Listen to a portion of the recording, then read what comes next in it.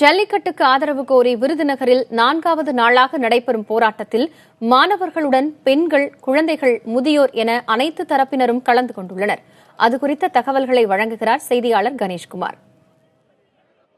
வாடிவாசல் திறக்கும் வரை வீடு வாசல் செல்ல மாட்டோம் என்ற ஒருமித்த குரலோடு தன்னெழுச்சியாக 4வது நாளாக தொடர்ந்து நடைபெற்றும் இந்த போராட்டம் என்பது தற்பொழுது மேலும் எழுச்சியோடு தற்பொழுது நடைபெற்றுக் கொண்டிருக்கிறது.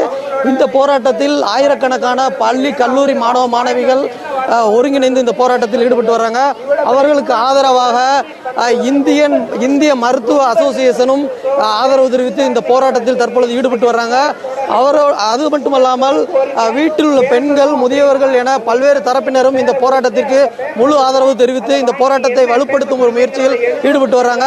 தொடர்ந்து 4வது நாளாக நடைபெற்றும் இந்த போராட்டத்தில் கை குழந்தைகளோடு சில பெண்களும் வந்துள்ளார்கள். அவர்களிடமே கேட்கலாம். இந்த போராட்டத்தில் கை குழந்தையோட வந்திருக்கீங்க. இது இந்த போராட்டத்தில் பங்கெடுத்துக்கிறதுல நீங்க எப்படி பாக்குறீங்க? இந்த போராட்டம் எந்த அளவுக்கு வெற்றி பெறும்?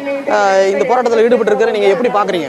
இந்த போராட்டம் மக்கள் ஒவ்வொருவரும் எல்லாருமே மக்களை கலந்துக்கிட்டாங்க. எங்களால இந்த ஜல்லிக்கட்டை கண்டிப்பா உறுதியா நடத்த நாங்க முழு முயற்சி பண்ணுவோம். இந்த தொடர்ந்து நடத்துவோம், போராட்டத்தை தொடர்ந்து நடத்துவோம்.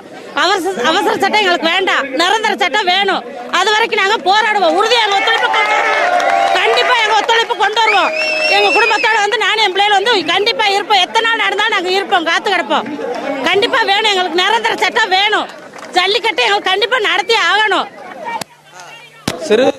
கை குழந்தையை வைத்திருந்தாலும் அந்த கஷ்டம் தெரியாமல் இந்த போராட்டத்தில் தொடர்ந்து ஈடுபட்டு ஜல்லிக்கட்டுக்கான அனுமதி கிடைக்கும், அதாவது நிரந்தர அனுமதி கிடைக்கும் வரை இந்த போராட்டத்தில் தொடர்ந்து ஈடுபடுவதாக இந்த தன்னெழுச்சி பெண்மணி கூறியுள்ளார்.